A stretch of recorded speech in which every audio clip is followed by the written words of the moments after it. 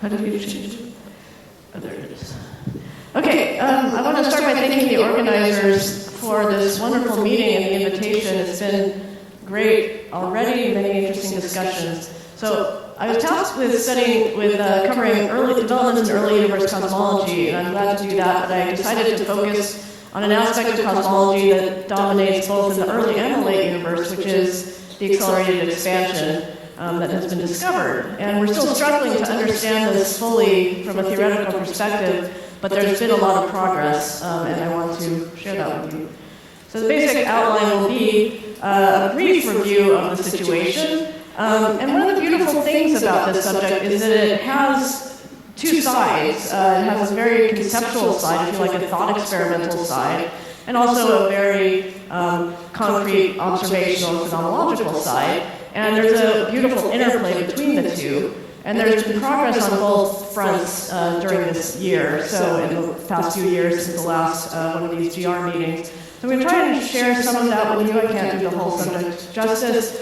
During the middle of the talk, I'll share some exciting progress where we're getting more traction on the problem of upgrading the holographic duality to the real-world case of the sitter, but also along the way share many new developments also on the more phenomenological side of early universe theory. So let's get started. Just a boilerplate slide reminding you how accelerated expansion arises in general relativity. This is no doubt not needed, so I'll be quick. We first make a homogeneous FRW approximation, then one obtains from the Einstein equations accelerated expansion if Hubble, A dot over A, changes sufficiently slowly. And that leads to an approximate exponential, or at least accelerated expansion of the universe when that pertains.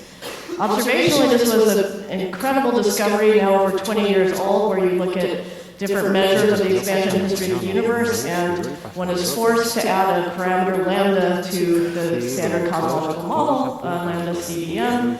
It famously, in the late universe, has a very small value in units of the strong coupling scale and Planck of gravity, but it's unequivocally there. In the early universe, the leading theory of the origin of structure, which also fits the data very beautifully, as has developed over the recent decades, is early universe inflation. That is a temporary phase of much stronger accelerated expansion driven by a slowly varying potential energy, something that can happen in a variety of ways. And just combining that with the essential feature of quantum mechanics, the uncertainty principle, leads to a theory of the origin of structure, of the seeds for structure, which is extremely successful. And that involves these vacuum fluctuations, stretching and freezing out, and then re-entering our observed horizon after the process. This is observed, or the remnants of this is observed through fluctuations of the microwave background formed when atoms streaming to us from when atoms form, which is interesting enough, but that carries an imprint of even earlier physics, sometimes called initial conditions, but in any event, much earlier conditions. The inflationary predictions lead to superhorizon fluctuations at the time of the CMB, and this, the simplest version of that has been borne out in early universe data, both in the CMB temperature and polarization maps. Here I've flashed the latest Planck results on these quantities, and it's a beautiful fit to the data with the acoustic peaks in place, as is well known.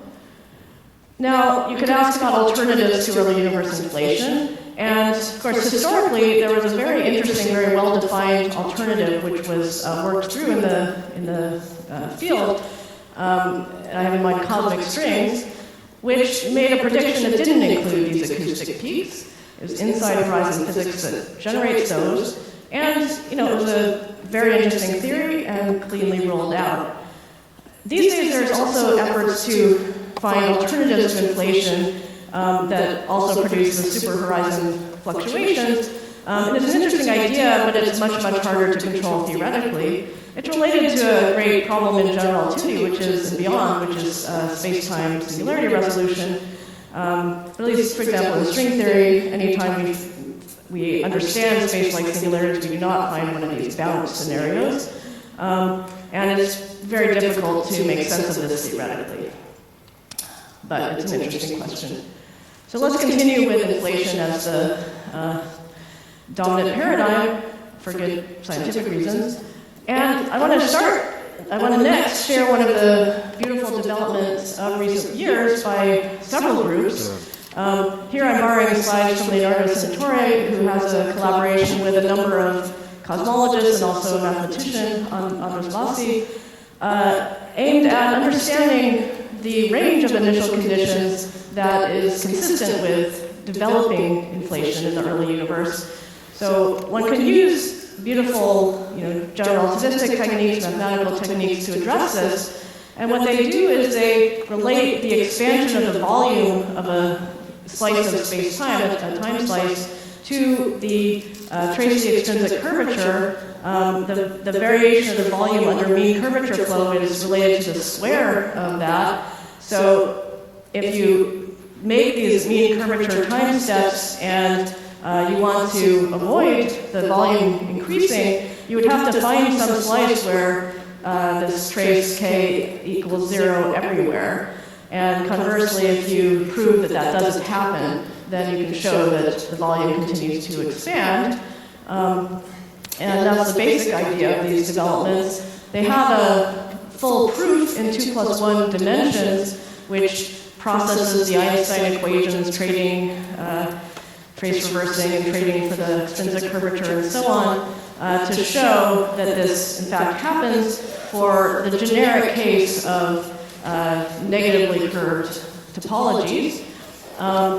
And then in more realistic cases, higher dimensions, and in the presence of a more general potential energy, although it's always kind of a large field potential, these guys have provided numerical relativity simulations that also establish the onset of inflation under very general conditions with very strong variations of the fields initially, given the presence of a cosmological or a potential that is varying slowly, essentially a cosmological constant, but with arbitrary fluctuations of the field essentially up to the Planck scale. So this is a very interesting collaboration between cosmologists, mathematicians, and numerical relativists, which I wanted to highlight. Okay, let's come back to the generalities. So in effective field theory, as we all know, this cosmological constant lambda is the most relevant term, meaning it's the dominant thing at large scales. And although it's just a one-number discovery, it's extremely important. It changes the causal structure of space-time. For this audience, I don't need to explain Penrose diagrams, but just remind you that the de Sitter Penrose diagram is the simplest one possible. It's just a square with each point a d-1 sphere for d + 1 dimensional de Sitter space-time. And of course, there are these observer-dependent horizons where close-by observers eventually lose causal contact if they just sit there and get drawn apart by the space-time. Okay, now let's move to string theory, which is our leading theory of quantum gravity, which I want to indicate here very briefly the status of the cosmological term in string theory. So string theory has many sources of stress energy that can generate many types of solutions. Although it's a highly structured theory, it has many solutions. And one of its properties is that most of those sources of potential energy, when you reduce from higher dimensions down to 4 dimensions, are positive. That includes higher dimensions, negative curvature, various branes, fluxes, and such. One of the structural constraints that we find in string theory, originally articulated by Diamond Seiberg, is that this potential energy goes to 0, one way or the other, either from above or below, as you go to large curvature radius and weak coupling. So that is why I've drawn this cartoon picture of the potential energy as a function of things like the inverse volume or the coupling in the way that I have, with a negative cosmological constant solution for ADS involving these two terms here, and positive involving in such directions at least the 3 terms, with a negative contribution that's very crucial to appear in the intermediate term in this sort of three-term structure. And happily, the theory provides very well-defined sources of negative potential energy, certain defects called orientifalls, as well as quantum effects like Casimir energies and other things. And this has been developing over 20 years since the discovery of the cosmological constant, and there are a number of well-developed models and mechanisms, including an explicit example in 2+1 dimensions, which we'll come back to, and several others, and more in process, in fact. Now, this fits with the interpretation of the cosmological constant at small value as a selection effect. That is a possibility. It's an interesting scientific possibility. And again, I want to stress that in effective field theory, we could just set lambda, set it and forget it. We could write a constant value of lambda in our theory. In string theory, we have this structural constraint that it eventually decays. Okay, I'm not sure. Okay. One of the interesting aspects of this to me, my favorite terminal in physics, as I often say, is dangerous irrelevance, which is the notion that even though we can, for many purposes, focus at low energies on a small number of terms in our effective Lagrangian, there are some processes over long times or long field ranges and such which are sensitive to the quantum gravity theory or other high energy physics. And inflation is one of these things. Famously, it is sensitive in all cases to dimension 6 operators that you can add to the effective theory when you perform the usual standard parameterization of our ignorance of high energy physics using Wilsonian effective field theory. That fact has motivated a lot of study of inflationary dynamics within string theory with a variety of different models, some of which are testable using current and upcoming data, and are in the process of undergoing concrete empirical tests. So that's very much still in progress. And again, there's this, conceptually, there's this structural constraint that is not directly observable, but is also present, this metastability of, say, the late universe CC. Now, I don't know whether to spend any time at all on this, but it's been a thing for some reason. There's this discussion recently about what has become known as the swamp plan, which is actually an old idea that quantum gravity constrains physics, even sometimes at low energies. This Dine-Seiberg effect is one example that I already covered. Nothing about effective field theory would tell you that the cosmological constant must decay, but in string theory we find that it should. Global symmetries don't appear in quantum gravity. Recent work on that includes work by Harlow and Oguri. And just generally, the theory is highly structured. It's not an arbitrary set of solutions that we get. They are highly structured. There's a version of this swampland idea which is very beautiful called the weak gravity conjecture. And I think in this meeting, in the technical sessions, we'll hear a lot more about it. There's been recent relations between this conjecture and cosmic censorship, a standard problem in general relativity. So I think we'll hear about that from Gary Horowitz in the sessions. However, there's also been claims that there is a viable conjecture that string theory does not admit inflationary or de Sitter solutions of certain kinds, and these conjectures are simply not consistent with existing results. Those results have not been addressed in either a comprehensive manner or when they've been addressed not in an accurate manner, and I'd be very glad to explain this comment in detail with anybody who's interested. It's an extraordinary claim to make that string theory makes a universal prediction of this sort. And not only is it not borne out by extraordinary evidence, the evidence that there is very strongly points in the other direction. So we're left with a more conservative statement that the interaction that we have with data is model dependent. But even so, we get very interesting interplay with those data studies. So that is all I'll say about that. Now let's come back to the thought experimental world, where, as you know, some of the beautiful results in the 70s that establish a connection between horizons and thermodynamics also apply in a certain way to the de Sitter theory. And much like for black holes, where there was a beautiful account of entropy by Strominger and Boffa, we would like to obtain such a thing for the de Sitter case as well. Okay, so let's move to that general subject, and here I will try and summarize some recent traction that we've got on this subject for reasons to do with developments in theoretical physics that range from string theory to two-dimensional quantum field theory calculations in a beautiful interplay. Let me start, though, by just flashing the issue. The issue is we have this ADS-CFT correspondence already, which, although not proved, is a conjecture that's extremely well supported by enormous amounts of evidence, and but it's not realistic, and it's also not generic in the theory. It's very special in the sense that it has a time-like boundary at infinity, and in some sense the simplicity of it for theory of quantum gravity is that pins the fields there.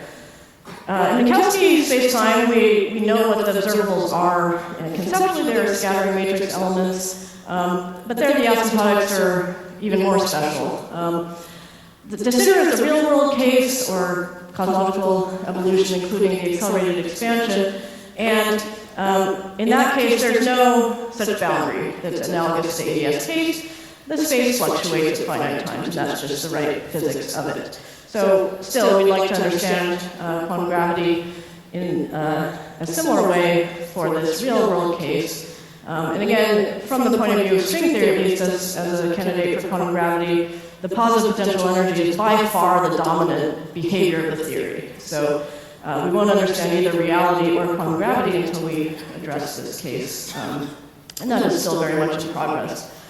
Okay, so the ADS-CFT correspondence, which I believe everyone in GR is familiar with it at some level, grew out of black hole thermodynamics, and let me just flash here some of the basic physical motivation for it, which Maldacena originally offered, which is to take these funny d-branes we have in string theory and look at their low energy behavior from 2 points of view.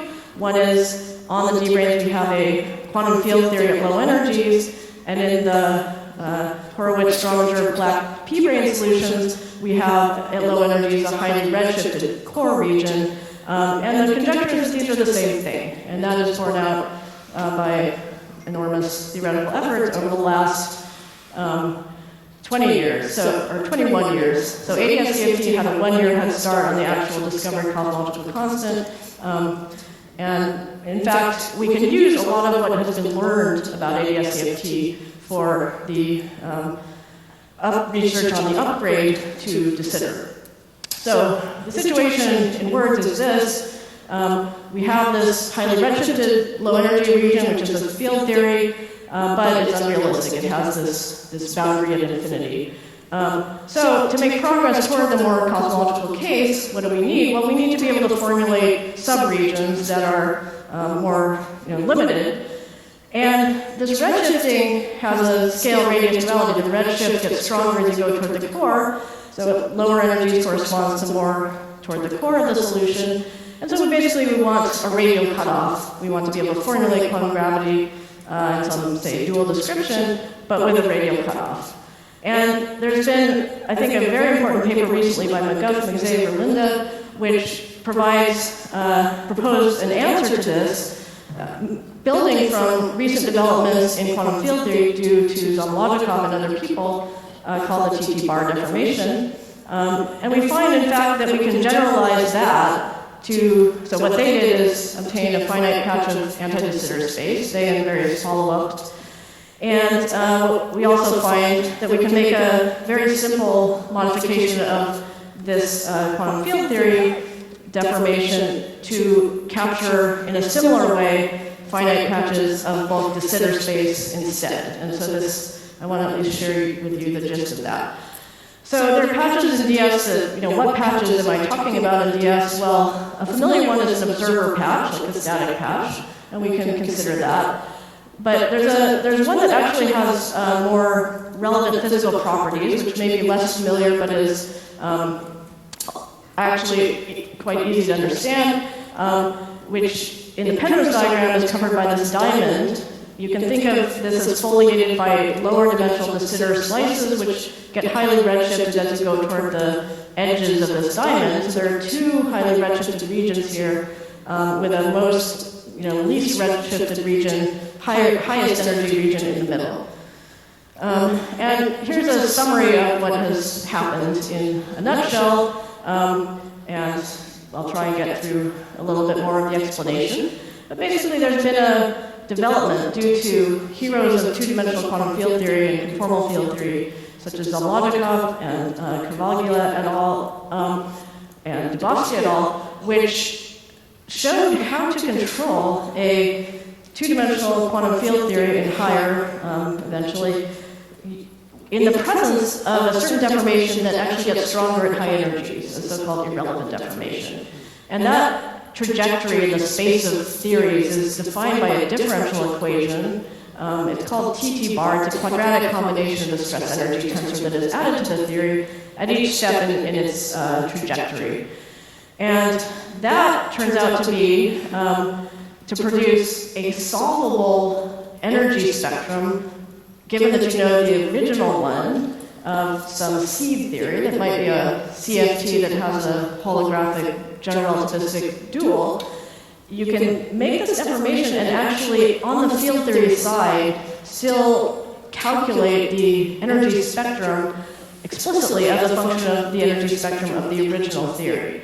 And that energy spectrum turns out to agree with the Brown-York quasi-local energy of a finite radially cut-off patch of anti-de Sitter space. And then for the de Sitter case, we find that there's an equally universal deformation that captures instead, that enables us to solve similarly with the energy levels, and then those energy levels capture a finite region of de Sitter space-time instead. And that is the basic news on this front. This DS patch has a dual description that involves these two low-energy CFTs that are dressed in this way. And in the Penrose diagram, here I've shaded these two low-energy regions, which, again, are highly redshifted, and each by themselves would agree with the CFT at low energies on de Sitter space-time, but they deviate from that at higher energies. So this whole business of being able to control a deformation that gets stronger at higher energies is just what the doctor ordered in order to progress from the ADS case to the DS case, and that's one of the things that's happened recently. If you look at the brain construction for ADS CFT that I briefly reviewed earlier, you can ask, okay, what happens to that thing if we uplift to DS in the simplest manner that we have available, which involves this metastability that I stressed earlier? And it turns out, and this is not easy to absorb in one moment, but the statement is that you can cleanly uplift the brain construction and find that whereas in ADS CFT, it leads you to this single low energy sector. In the de Sitter case, it leads you to two low energy sectors, just from the ultraviolet physics of string theory. There's actually a third indication of that structure of two field theories that are coupled to each other via gravity, which is called the DS-CFT conjecture. And so we're getting a consistent picture that is the basic structure of the dual. And now this development, due to Zalmodikov and company, enables us to make that much more precise. So again, the idea is a trajectory in the space of quantum field theories defined by a differential equation and involving, again, an irrelevant deformation, something that grows in importance at higher energies. And yet, these folks were able to show that this deformation has it's universal. The stress energy tensor is always available in the CFT to add in this combination. And they showed it's universal, but they showed it's also solvable. And that's the exciting news there. I'll just flash here the formula for the dressed energy, this energy spectrum that we can compute as we go along this trajectory. It boils down to just a simple quadratic equation, or if you like, it's a combination of an algebraic relation and a simple differential equation, whose solution is this square root formula. And this just gives you an idea of what this formula is that I was alluding to. And again, that dressed stress energy agrees for pure gravity configurations with the quasi-local energy, the Brown-York notion of energy of a finite region. And again, this can be generalized in a straightforward manner, it turns out, to the de Sitter case. There's been a lot of work on this. This is an incomplete list of participants in this development, including work that treats the inclusion of bulk matter fields, which goes beyond the original work. There are numerous aspects to this that are very interesting and somewhat subtle.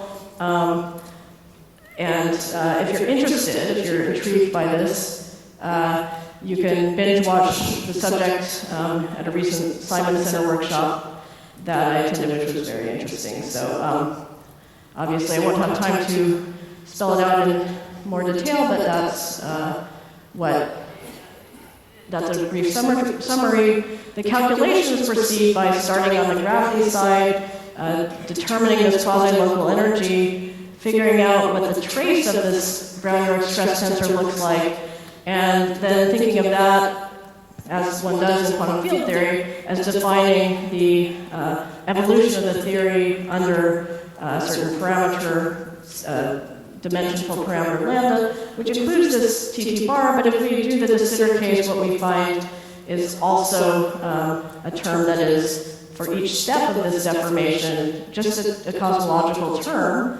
And ordinarily that wouldn't make any difference in the field theory side. If you just add a cosmological term in field theory, that would not have an effect. It would just rescale the zero of energy. But it turns out that because this trajectory is defined in a differential manner, as a step-by-step thing, you proceed one step further, and the cosmological term enters in the stress energy tensor and enters nonlinearly in this term. So now, this whole business of a radial cutoff, or any kind of cutoff with a Dirichlet boundary condition for the metric and other fields, is a subtle question in GR, and it's been studied by various people, including Raghmani and Merov and Andrade et al., which is a subject of ongoing discussions, given just the GR problem and also this connection to the TT bar deformation.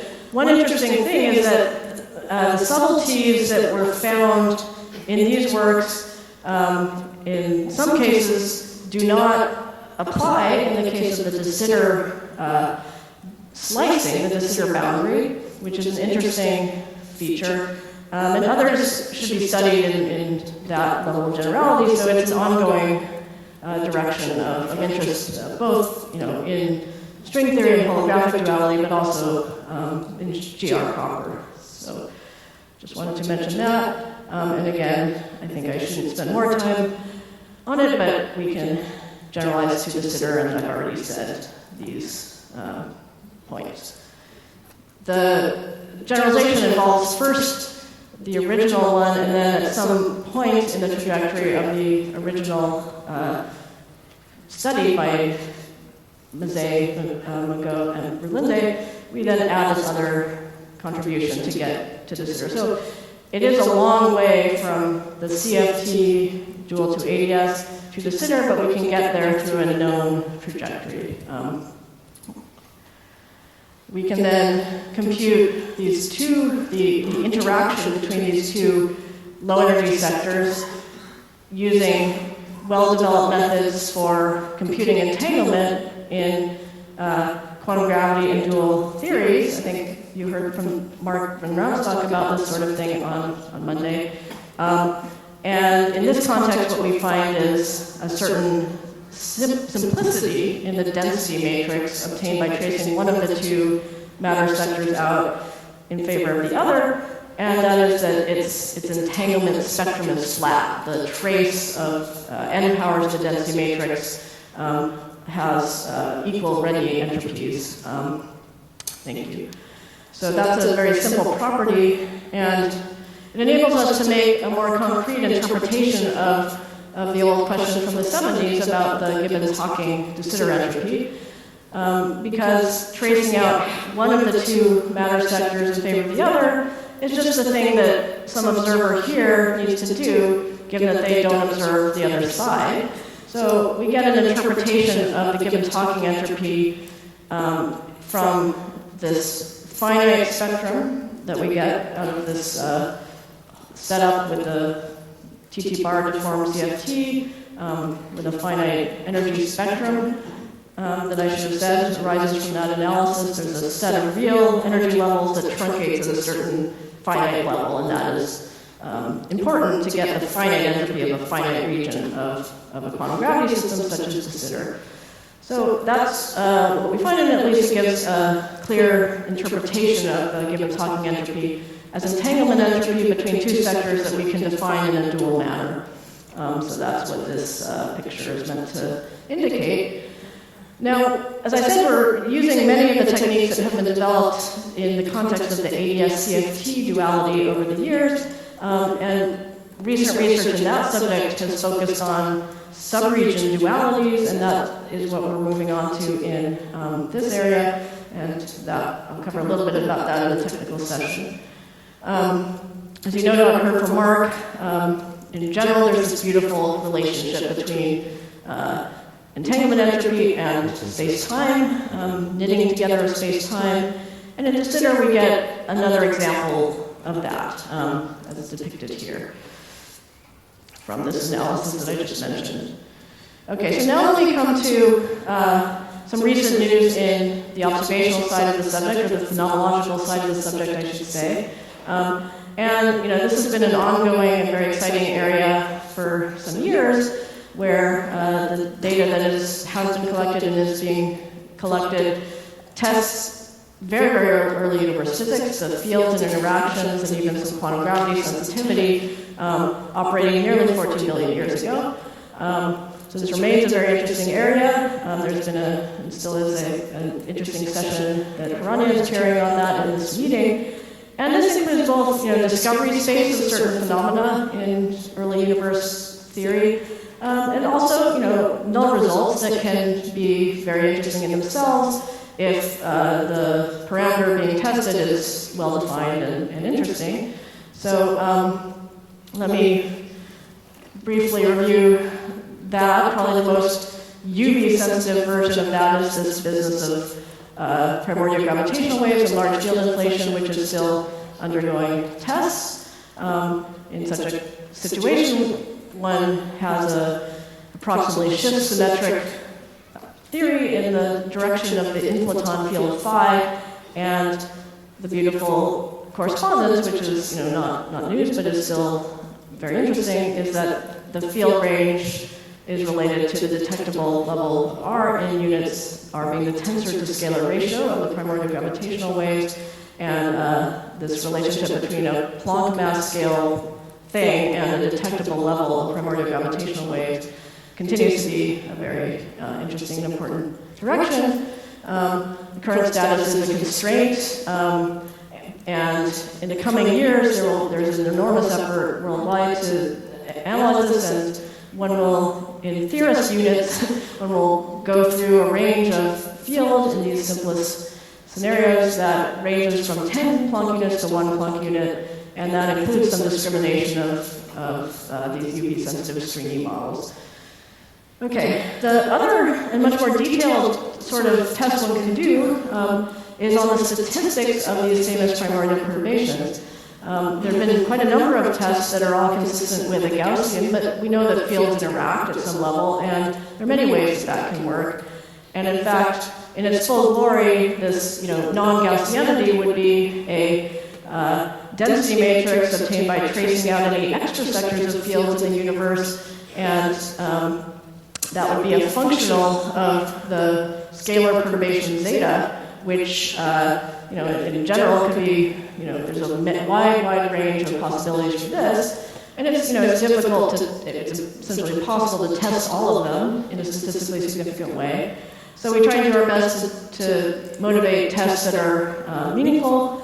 And one of the current themes, and we've heard about it already at this meeting, is to capture more about this distribution than, say, its low moments, although those are super informative as they are.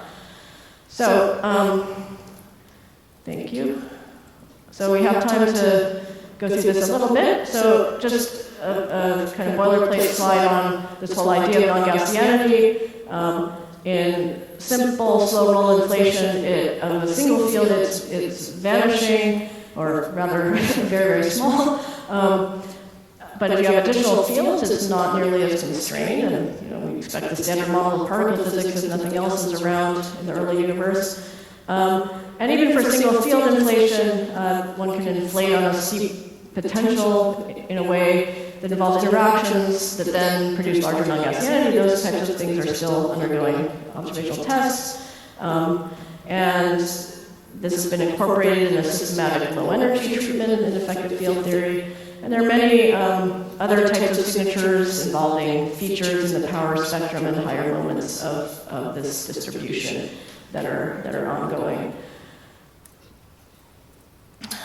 One of the neat developments theoretically in recent years goes under the name of cosmological collider physics due to these authors and more, where they treat a very special case, but a very interesting case where you're as close as you can be to just de Sitter space-time with extremely weak interactions between the inflaton field and other fields that may be around. And if you're in that regime, then the correlation functions of these fields are very constrained by symmetry, by the isometry group of de Sitter space-time. And that leads to very beautiful formulas for the moments of this distribution that follow from the symmetries and here I'm borrowing from Dan Bauman's treatment, which give, symmetry-controlled results and also ones that are related to developments in another area of theoretical physics, the amplitude studies. So people can write beautiful differential equations for these correlators and look at them in certain regimes to unpack the physics of their singularities. So there's some differential operator that applies to the function involved in this correlation function related to a contact term, and the cartoon picture of this is much like it is for scattering amplitudes, where you could have a similar equation for an exchange that boils down to something you could model as an effective vertex, and again, to flash the gist of this, in this way, in much more sophisticated ways, these groups have been able to make an analog of that in this cosmological setting, and generalize away from the most extreme case of a conformally coupled scalar field, and then they get various insights out of this from the degenerations. Okay, but let me come back to this notion of higher moments, because that I think is an interesting direction that has a lot of theoretical interest in it and challenges in it, but also could be a way to make even more use of the early universe data. So one thing that we realized with Flounder and company is that the data could be sensitive to very heavy particles that, if they do couple in a more generic way to the inflaton field, would be produced during the process. And despite being heavy, that can lead to interesting observable signatures that in fact also have the property that higher moments can be more significant, have a higher signal-to-noise prediction than the lower moments. in multi-field theories, generally, it can get very complex, and there are approaches to that involve sort of the statistical description of those interactions. And many works, this is not doing it justice, on multi-field theory and what it implies for the statistics for not just the CMB and large-scale structure, but also for the old question of primordial black hole production, which is a study of rare events that come from the tail of distribution. And so for that purpose, one must have control over the generically non-Gaussian tail of the distribution of primordial perturbations. So this is a beautiful field theory question, and a number of people worked on it. Dick Bond and collaborators have been working on it in a very concrete way for some years. And this is just flashing some of their they have analytic but also numerical results on such couplings and the impact of that on the maps, both after or during inflation from interactions like that. And recently we and others have looked at this business of the tail of this wave functional of the primordial perturbations, which can be quite a bit heavier than the Gaussian, in a way that's computable and radiatively and under control, under theoretical control with radiative stability. So when it comes to this question of primordial black hole production, one can avoid a mechanism with a 10 to the 5 level spike in Gaussian perturbations, although in this study we needed a large number in a different way for radiative control of the question. But there's a generalization that involves a kind of exponential coupling that's natural in the kind of hyperbolic field spaces we find in string theory and other places, which is radiatively protected and also leads to a very, very heavy tail, and hence a larger PBH production, among other things. So let me stop and summarize.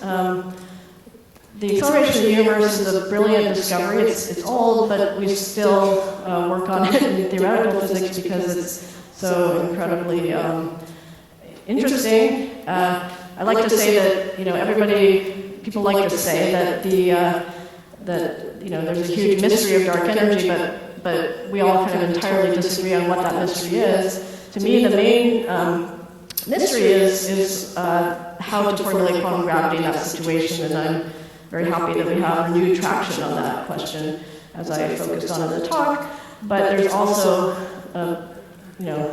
arguably even more beautiful phenomenological observational side of the subject, which is extremely healthy and developing rapidly as well. So let me stop there and ask for questions. Thank you.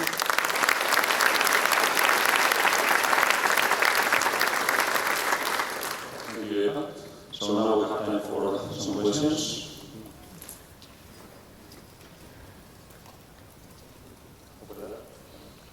No one. Thank you very much for a very, very interesting and illuminating talk. I'm not sure I understood all the theoretical stuff, and it was very interesting. I was wondering whether you could add a little bit more to what you said about the naturalness of the smallness of the cosmological constant. It seems to me the elephant in the room is over 100 orders of magnitude. Very discrepancy between the actual cosmological constant we see and what we might expect. Is this still an issue, or has it been solved in any way? Well, it's certainly an issue, and there may be a so-called natural solution to it. As far as I know, there's not. It's a very difficult problem to find a quote-unquote, Wilsonian natural solution to that. Of course, there's an old review of Weinberg on, spelling out the difficulty. What I was saying is that there is a possibility, and in astrophysics, this is the standard thing, that there can be selection effects. That is a polite way of saying the anthropic principle, but it could be that what we observe is not the generic situation, that generically there is high-scale potential energy in the broader universe, but we only see a relatively small patch of it, and we would not see that if it were as high as it would generically be. So that, there's a lot of, discussion and sort of consternation about this, but it's a legitimate scientific possibility that what we observe is not, in this case, the generic thing, much as with many selection effects that we're familiar with in, other areas of astrophysics. And right now, that's, the only consistent, viable candidate for an explanation that I know, and it is intriguing that it's quite consistent with the plethora of, still structured, but plethora of solutions we have in string theory. That is what I was saying. I'm sorry, I can't see where you are, but that is what I was saying. Thank you. Oh, hi, thanks. Okay, thank you very much. I think that's what you alluded to in the talk, but I just wanted you to say a few more words. So thank you very much. No, thank you for the question. So,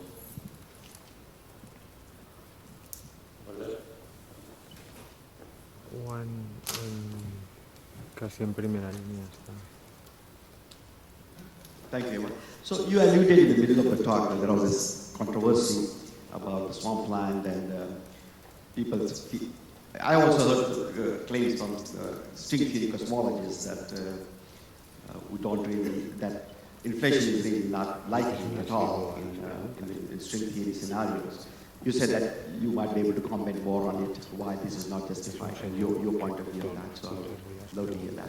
Yes, I'd be happy to comment more on that. And I believe my view is not idiosyncratic, just so you know. You alluded to some quote-unquote string theory phenomenologists declaring this, but, it's been a big industry over the last 20 years, and I think there's a lot of frustration in the community about the lack of detailed discussion about, in fact, the existing models, which include large field ranges and which include accelerated expansion. These initial papers on this aspect of the so-called swampland did not address those models in a comprehensive or an accurate way. One thing they focused on, so there are different kinds of models. Some of them use less supersymmetric ingredients with an interplay of essentially classical forces, and some use a more low energy supersymmetric scenario. In my view, the former is more generic, but there's been a lot of focus in the community on the latter.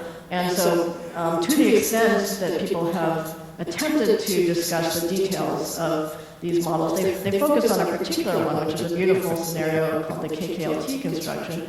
And they focus on a particular stress energy source in that. And let me tell you what it is. It's a certain brain. It's called an anti-free brain.